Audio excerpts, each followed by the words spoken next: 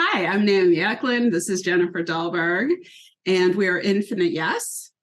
Um, Today, we're going to talk about finding our magic and using our magic and how different that is for everybody. Mm-hmm. So, Jen, do you want to go ahead and say something? You look all ready. I love talking about magic because I feel like we spend so much time as a society talking about what's wrong with us and what we need to fix. And I have found in talking with a lot of people that most people don't understand what makes them special. I think we understand more about what makes us struggling than we do about what makes us magical. And so I love talking about what makes us magical. I think it's So what makes you magical?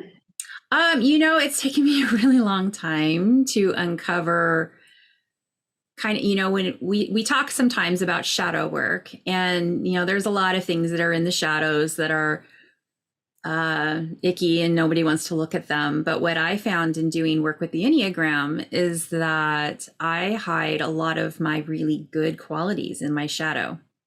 So I have lived a lot of my life trying to play small so that I don't offend or make anyone uncomfortable or trigger someone else's insecurities or whatever. And in doing the work through the Enneagram, I've discovered that I have a lot of power and I have a lot of shine, and I'm supposed to use that, and I'm not supposed to hide it.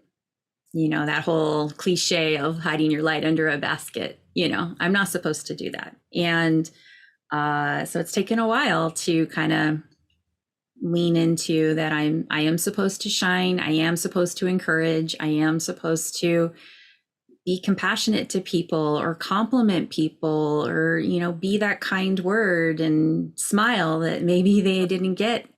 These are my superpowers. And so that's magic. It's absolutely magic. What about you? Well, magic means a lot of things to me.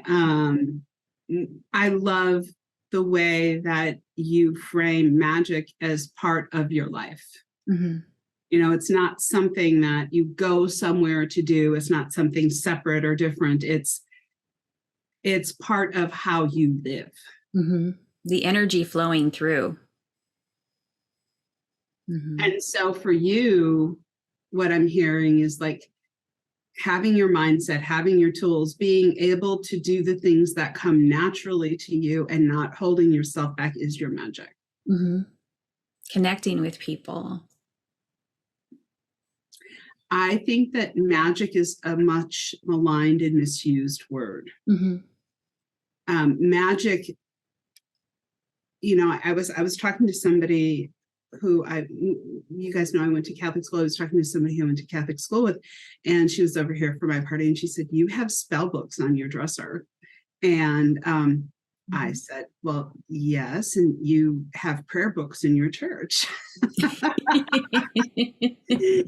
And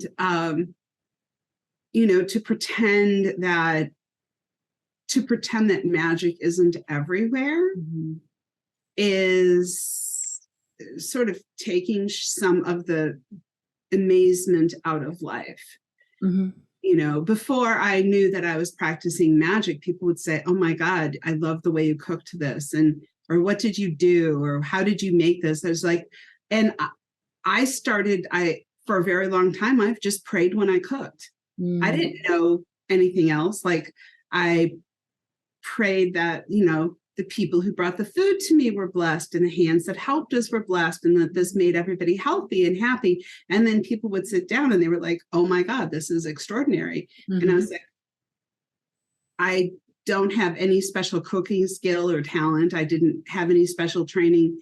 It was something I loved doing and loved sharing. And so because I loved the people there, I wanted them to be blessed. Yeah. The secret ingredient is love through your magic. Yeah, absolutely. And so I think that, there's like everyday magic, like, having a certain way that you like to make your coffee or your tea or even your protein shake. You have a mindset or a thought or a process that you are putting into that for a reason. Mm-hmm. You know, or if you're making pancakes because your family loves pancakes, or any of those things can be magic. Yeah. You know, gardeners practice magic all the time. Mm-hmm. You know, your husband, who is an Enneagram type 1, Mm-hmm. loves to practice the magic of making his home look a certain way. Mm-hmm. Very precise. For Mm-hmm. him, that's part of his magic. Yes. Because that means that he's done a good job. It's an outward symbol for him that his family is well cared for. It sets a boundary, because a really well-tended lawn is much less likely to have somebody walk their dog on it. Yeah. Yeah. So I think that magic is everything all the time, everywhere. Mm-hmm. And, you know, if you're going to church, notice that the prayers are often read in a particular way, in a particular time, with a particular intention, and that is magic. Yeah. Well, even you alerted me to, I've been to Orthodox weddings, and they repeat everything 3 times, much the way that spell work is done. What I love is that your words have so much power, and whether you call it prayer or spell or manifestation or, you know, whatever terminology you decide to put on it, it's all the same. It's putting that energy out and inviting in that higher power energy to make those words true. You know,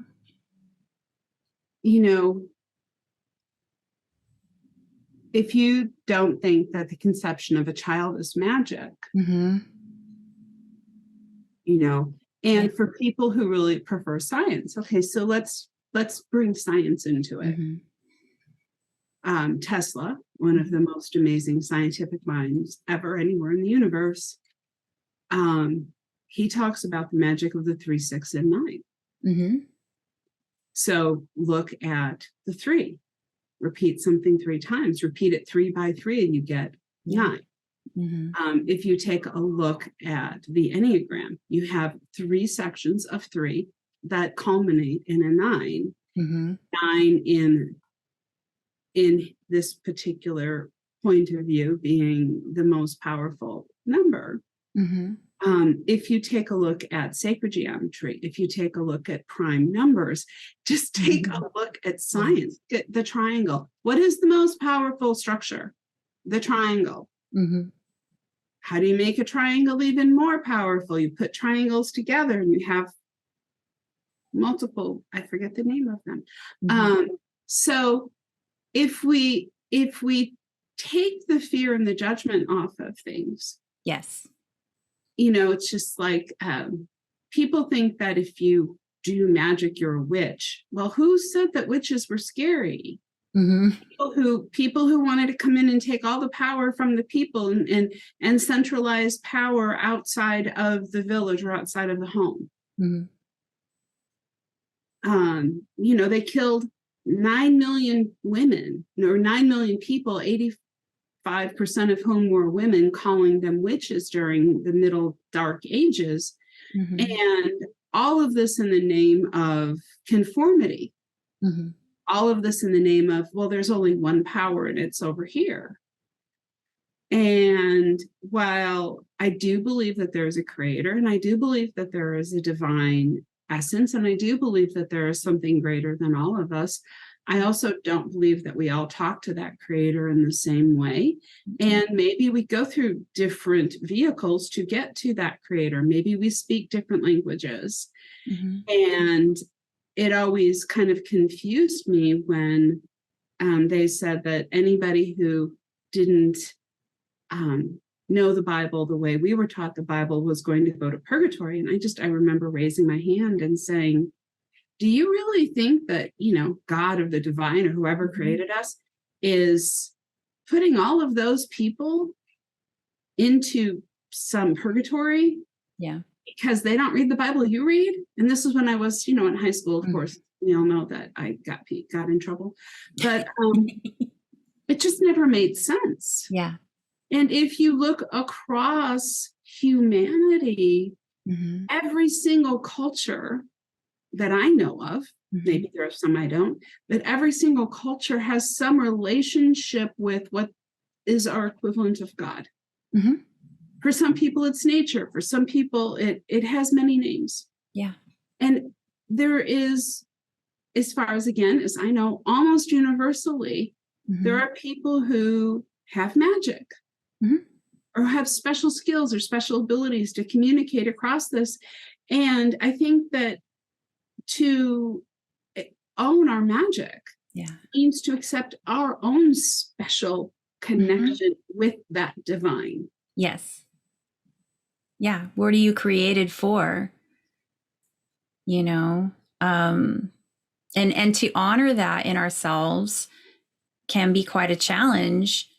But if you learn to honor it in yourself without those labels and judgments and strange attachments we put on words of value when they're just words, I for me personally, the more that I look at what was I made to do, what am I called to do, it also allows room for others and their magic and recognizing what their magic is. I mean, that's one of my magical powers is I can look at other people and see what makes them amazing. And I tell them, that's magic in itself, to be able to see that in other people, so I think it's dangerous to spend time labeling things and putting judgment values on them when all of these paths lead to an enlightenment if you let them. If you allow yourself to not get caught up in, well, I was taught this doctrine. Well, who says that was the right one? And it's so many people feel so out of place. Well, they feel out of place because they're trying to believe somebody else's beliefs. What's in you? What's in your heart? That's put there for a reason. It's to be you. My faith is in God, and I found it really interesting as a young woman talking to other people about their relationship and how that relationship looked to them. And, my relationship is he's sort of a protector, like wraps his arms around me from behind and protects me like if I'm cold or something, like just wraps around me. But I had friends who he was more gentle, like almost like a lover, like sweeping the hair away from the face, and then I've had other people who are like, he's strict, fire and brimstone. And I was like, interesting, there's no right way. It's all just our personal experience. Yes. And my relationship with God was always very conversational. Like, why wouldn't I be able to talk to God? Why wouldn't I be able to talk to the angels or the divine? It never made sense to me that I was. Why wouldn't there be messages through nature? Why wouldn't there be messages through, we talk about angels on earth. That's magic. When a stranger walks up and says the exact thing you needed to hear. Amazing. Absolutely. I mean, I'm sitting here, I live by the lakefront. I'm watching a snow ice rainstorm over the lake. That's magic. Yeah. Nature's full of magic. We're full of magic. And so owning that, like the joy of embracing the fact that all of us have some form of magic. Yeah.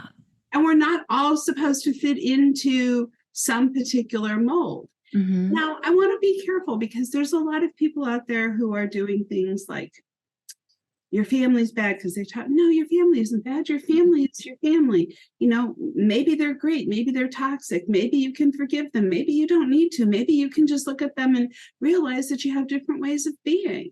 No, I'm not anti anything other than being mean and telling other people what to do. Yeah. Like, you don't need to be mean. Yeah. You can't abuse other people. You can't abuse other people. So I want to be really clear that you can find your magic and still love the people who don't understand your magic.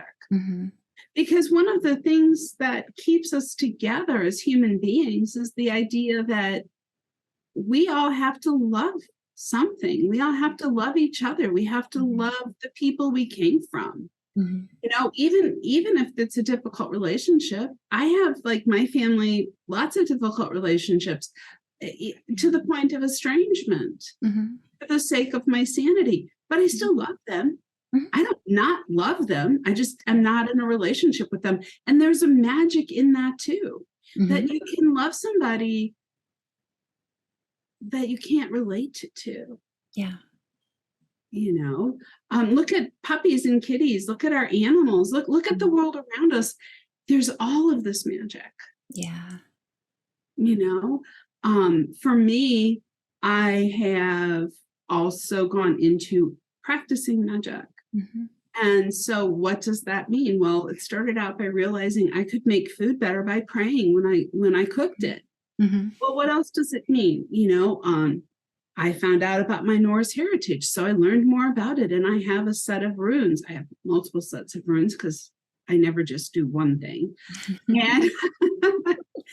And you know, I connect with them. Well, what does that mean? Well, some people would say that it sparks an imagination. Some people would say that it's connecting me to the old gods. Some people would say that it's reminding me of something I know. And maybe all of that is true. Like, we don't have to parse everything out, because we are body, mind, soul, spirit, emotion, thought. We are things we don't understand. There's so much of our DNA that isn't even mapped. Yeah. So of course, if I can take a look at a rune, or I personally don't read tarot cards, they don't really resonate with me. But sometimes I can get a message from them. Of course, anything can become a focal tool. Yeah. Anything can reflect messages back to us. Anything can help us direct and guide our energy. You know, so you are very, very good. One of the first things that you did when we met was you brought a notepad of heart-shaped Post-it notes and a marker over my room. What? Heart-shaped Post-it notes? So I can't. These are on my desk right now. Of course, because you are who you are, Miss Magical too, you brought my favorite color Post-it notes. Got them special. So tell us how that everyday magic works for you. That's mindset is magic. Yes. So for me, affirmations, I talk about this a lot.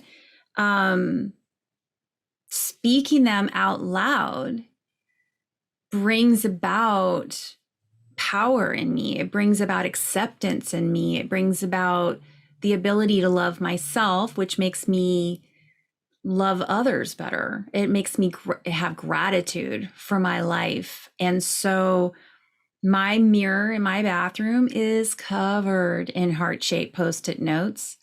And I started with I am statements. And then I heard an instructor talking about taking that a notch up and writing thank you statements. And so now I don't just say, I am powerful. I say, thank you for my power. And it's like a sealed deal.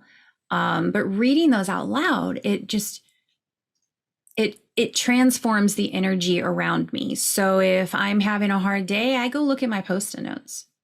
It makes things manageable, and it makes me connect back to myself, which connects me to my higher power, which connects me to the people around me. And I'm all about the connection. So that's powerful. But I'll say I've put the Post-it notes on the mirror for my husband too.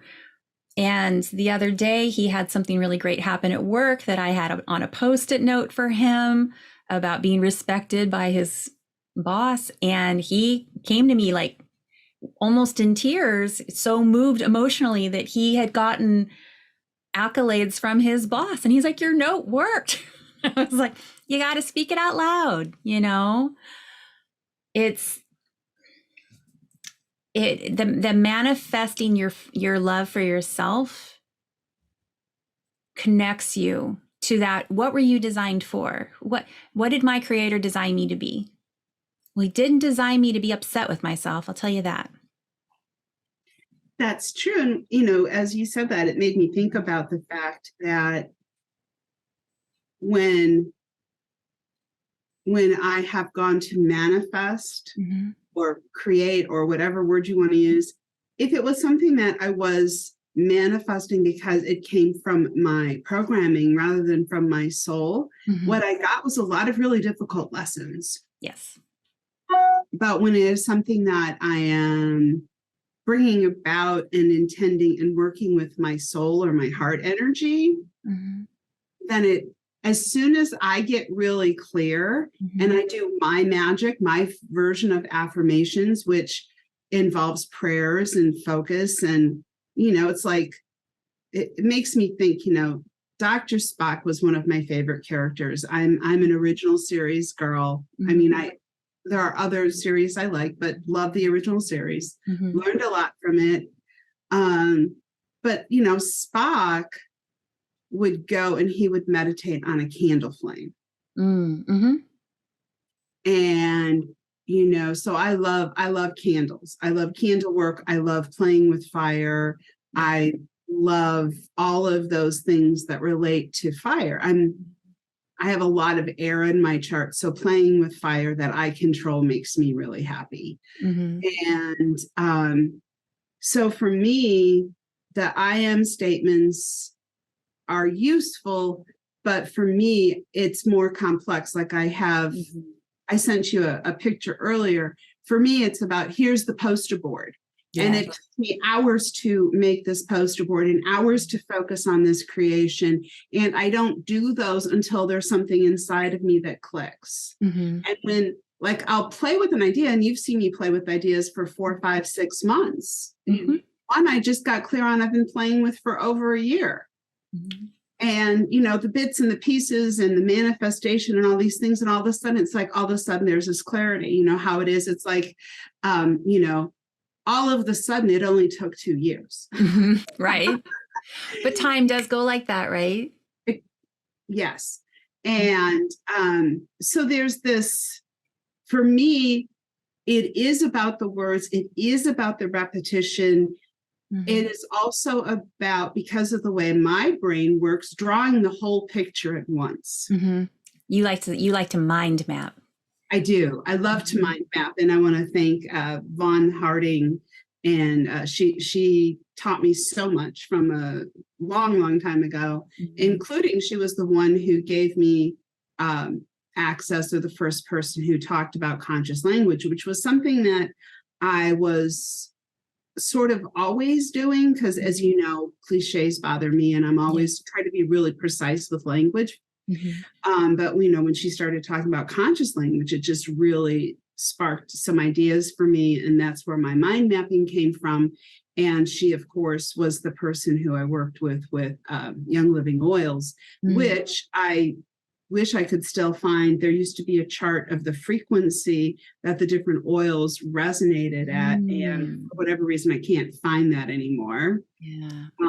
That's some old school stuff that I wish I still had. So if anybody out there actually has the old frequency chart, please share, because that makes a big difference. That goes back to the 369. That goes back to magic. Why do you repeat things 3 times? Well, it creates a resonance. It creates an internal resonance. If you're repeating it, it creates an internal resonance. It goes back to the power versus force. You are creating a resonance frequency inside of yourself, and then the frequencies around you will match and line up. So if you say it 3 times a day, If you say it 3 times 3, and then if you say it every day, then what you end up having is you end up having more and more of that resonance inside of you. And things that are not aligned with that resonance go away, hence magic. Yes. The teachings of Christ and Buddha and many of the other wonderful beings that have shared wisdom with us, there's almost always a certain amount of repetition, and there's also a level of prime numbers. There's also a level of simplicity in approaching those numbers. Like, for example, I think we were talking the other day, it's just like, the seven generations, or 7 times 7, or there's so much in the use of repetition, the use of numbers, the use of being aware of what our words are saying. So if someone said to you, Jen, I love you, and I think you're absolutely radiant and beautiful, 9 times a day, what would that do for your self-esteem? Yeah, I would feel pretty radiant. That's a great word. So Jen, you're beautiful, I love you, you're radiant. If you heard that 3 times a day, 3 times, you'd feel pretty darn good. With a lot of my executives who always, the excuse is always, well, I don't know what you're talking about with meditation. I don't have time. Okay, well, so what I decided to start doing a while ago is 3 times a day, take 3 minutes, and don't use your phone, don't use your computer, just let everything else go and focus on your breath, 3 minutes, 3 times a day. You have to go to the bathroom, right? Yeah. You have to get in the car. You have to take a shower. There's no way that you can't find 3 minutes 3 times a day to just focus on your breath and your inner being. And every one of them gives me pushback, but after they start doing it, they're like, oh, that's good. Yeah. I have a woman I'm working with now. She's a 1, really, really nice lady. Did not want to work with me. Her boss asked her to work with me for about 6 months before she agreed to. And now she's like, oh, this is so much easier than I thought. Well, what did I start with? I started with focus on your breath, on your inner world, 3 minutes, 3 times a day. Now her stress levels are down, her performance is up, her relationship with her husband is better. She's saying what she needs to say. Why? Because she focused on healing, health, her inner being, 3 minutes, 3 times a day. That's 9 minutes a day. Yeah. Magic. You can give yourself 9 minutes a day to create magic. Yeah. Like her whole world is different. Her whole 9 minutes a day. Yes. She is not doing burdensome things that she didn't need to be doing in the first place. 3 minutes, 3 times a day. Yeah. 9 minutes a day. If you do that for 3 weeks, you've already reestablished the pattern. And you will want more. Yes. So if you give yourself 9 minutes a day for 21 days, which is 7 days, 3 times, 3 sets of 7, 21. What is that? 21 times 9, that's like not even 100 minutes. I did the math wrong on that. Anyway, somebody will correct me, I'm sure. It's not even 200 minutes. But anyway, that's a very small amount of time to give yourself. Yeah. And it changes everything. Yeah. So, Jen, when people come to you, like what do you want them to know about their magic? Well, I like to ask questions that help people uncover what that is. I see a lot in people and I will speak on those things, but I really like to ask the questions that makes them look at themselves for real. Look at the mirror, take off that filter of criticism and this conditioned response that we have to, oh, I have to be modest. No, you don't. You don't have to be modest. You have to be honest. And there are going to be things that you just shine better than anyone else. And you're supposed to. And if they have a problem, that's their problem. That shouldn't dim your shine. And so I like to ask those questions like, well, who said so? You know, it's amazing the amount of rules that we adhere to that we didn't set up. You know, things like I this is just a simple example. I had a friend once eating with me. I had made her some food and she was stuffing herself beyond comfortability. And every bite was a chore. She would take a bite and then be like, gotta take another one. And finally I was like, do you think you have to clean your plate? And she's like, well, yeah. I was like, oh no, you don't have to do that at my house. Like, those are not the rules at my house. So you took a little more than you needed. Stop eating. You know, but she was living in this rule of, I took this much, I must eat this much, and then wondering why she was having weight problems. Who set that rule for her? And who taught her to make her portion sizes not true to herself? Yeah. So just asking that one question, like, who told you had to do that? And you're an adult now. You know, you get to choose. If you don't like it, don't eat it. And it blew her mind. Absolutely blew her mind. So I like to do things like that. I just like to shake things up a little bit. Like, well, who said? Why is that rule your rule? That doesn't apply to you. You know, and it's amazing how when people allow themselves, they find out they really like themselves a lot. I don't know why we train people to not like themselves, but I like that people can unlearn it. Well, that's a whole other conversation. Yeah. But I definitely think we can retrain ourselves to like and to acknowledge. Absolutely. If I can do it, anybody can do it. That's true, because you did not see how likable you were for a long time. No, I hated myself. Absolutely hated myself. Not even 10 years ago.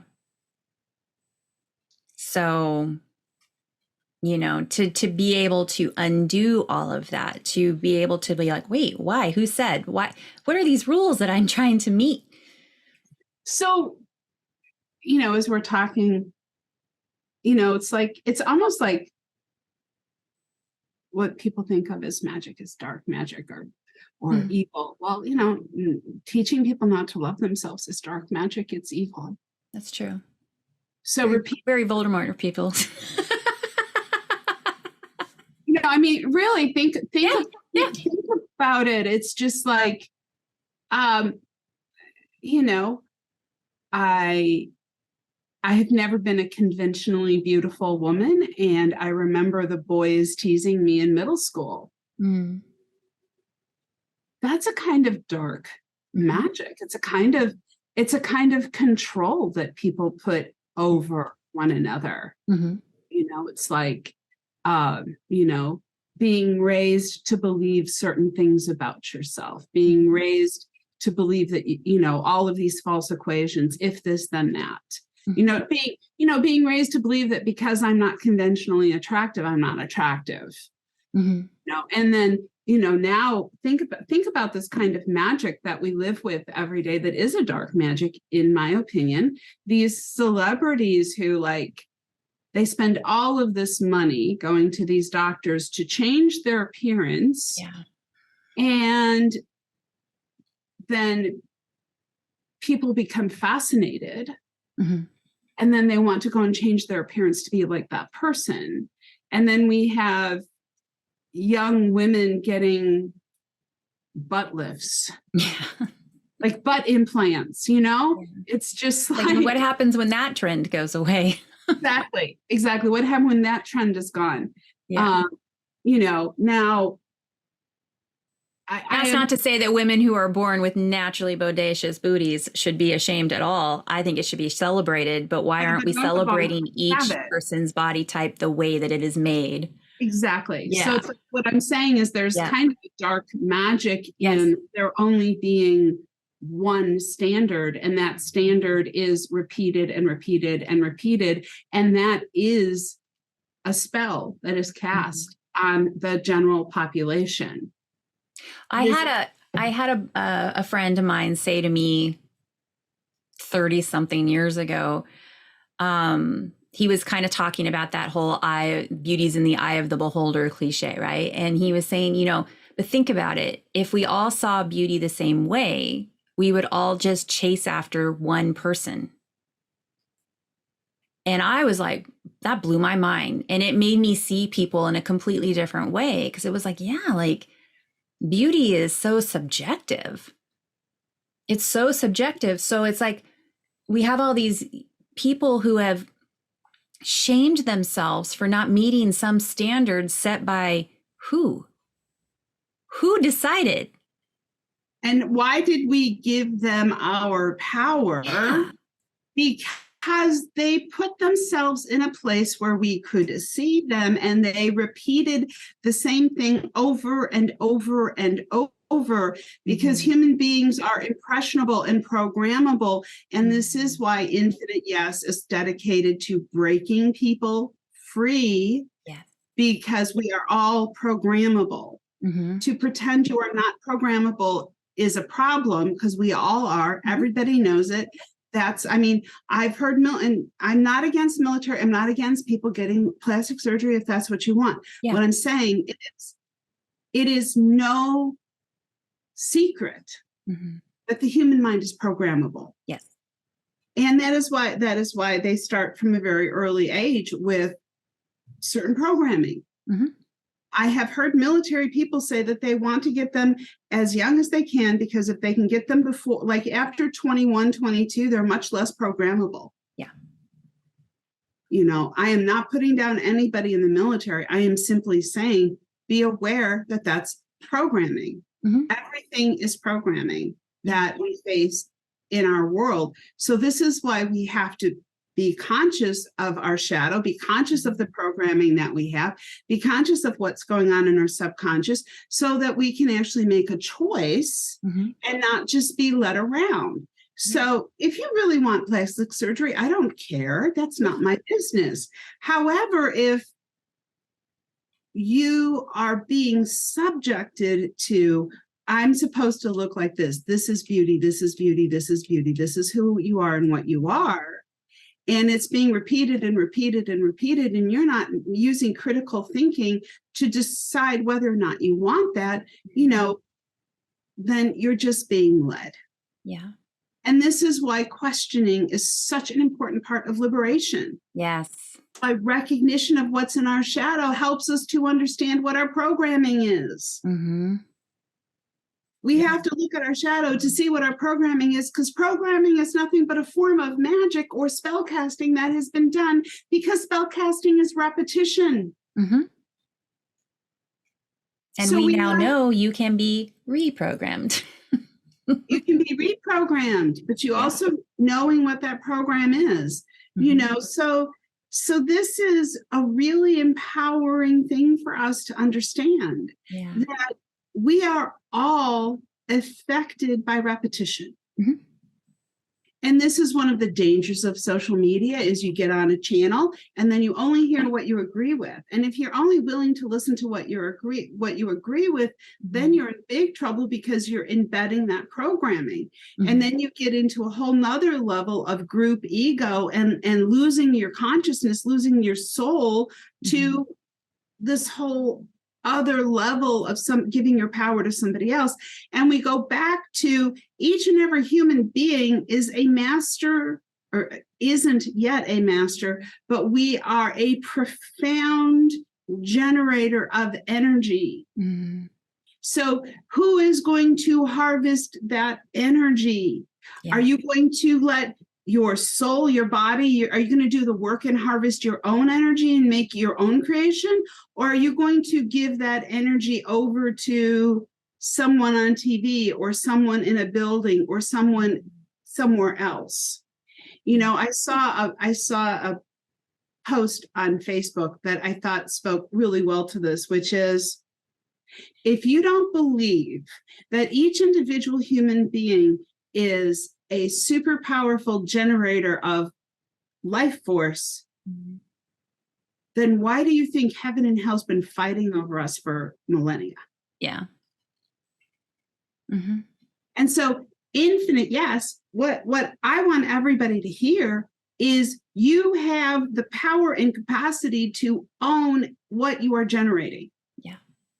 What do you want to generate? Are you taking your 3 times 3 that equals 9, and are you putting that to good use? Yeah. Or are you repeating to yourself, I'm ugly, or I'm stupid, or my work sucks, or I'm not good at this? Are you repeating those horrible things that were said to you?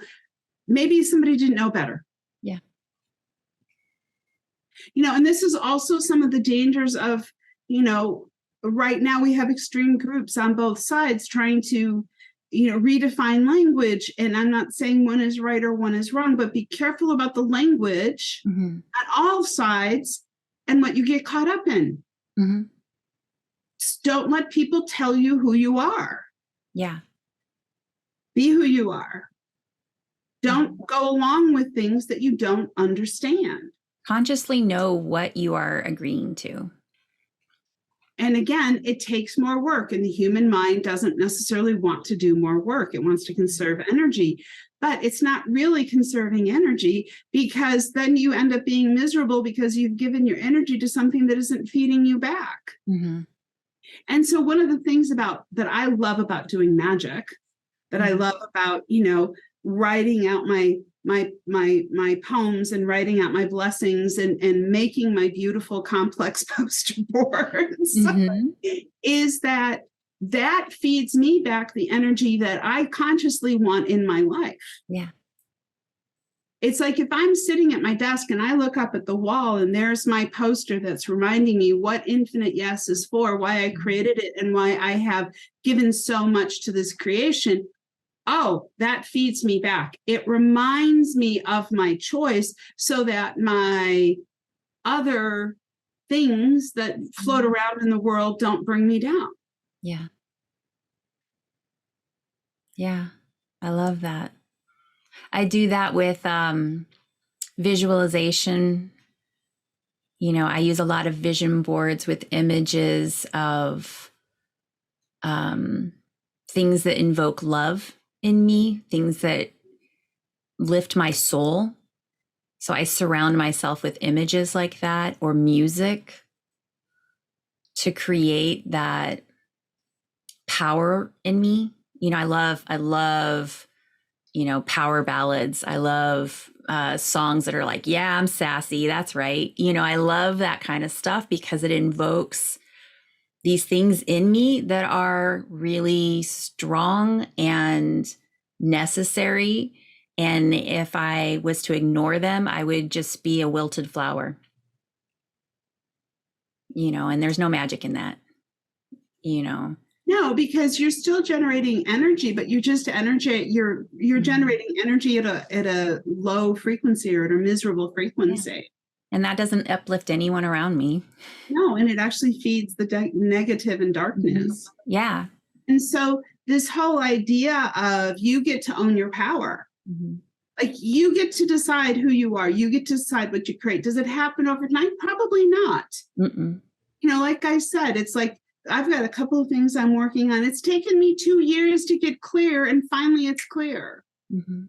Oh, so it's clear in like a day, but it only took me 2 years to get all the pieces to come together, right? You know, I mean, I've been working on this my whole life. I still, you know, I mean, I picked up my first, well, I had my first angelic encounter when I was 16, when I had my suicide attempt, when Archangel Michael came. But I always saw the world differently. And then I felt Archangel Michael with me. And then I read my first book by an author called Lynn Andrews about a shaman when I was 19. So I've been at this for over 40 years. Yeah. And I still have to pay attention. I still have to work at it. But you know what? I would rather put the conscious effort into making my boards and pushing at my decisions and questioning things until I understand, rather than allow myself to sort of go into that weird, funky place and feel terrible about myself, because everything I was brought up with was that I was a piece of gum on the bottom of somebody's shoe. How's that for being polite? Yeah. And that's not what I want to give my life to. It doesn't mean it's not work. It just means it's conscious choice. It's a real choice.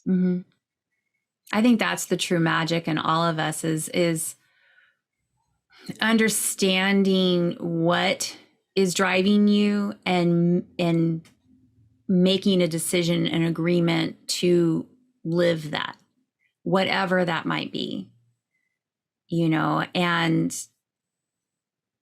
I love watching you in your magic. Your magic's different than mine.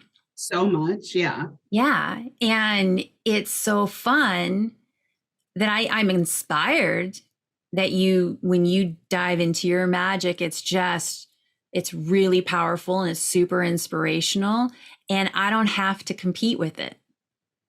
No, because your magic is powerful and amazing and in my own right. Right. So that's what that's what I want people to understand, is that your magic's yours, and what you excel in your magic is unique, and yet we all have it.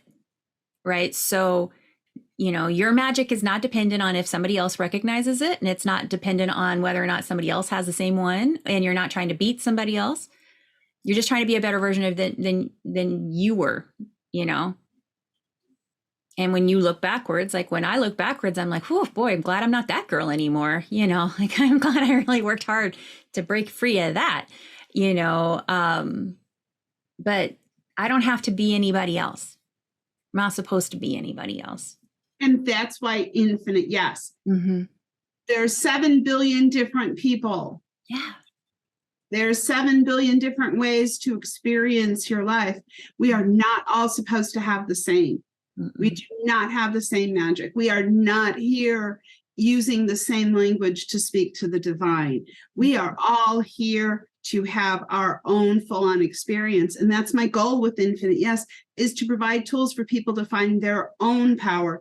It's not my job to tell you who you are. It's not your job to tell somebody who they are. It's our job to help create the container for them to find themselves and to find their magic. And that's what turns me on.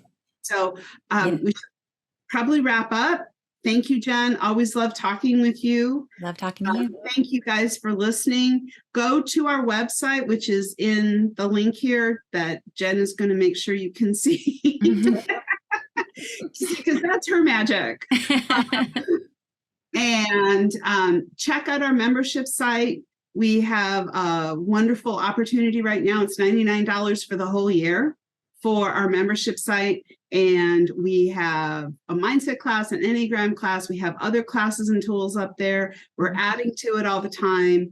And we're going to start doing lives as that builds up. So go and join the membership. If you have questions, get a hold of Jen or I. And you are infinite. You are part of this infinite buffet of humanity.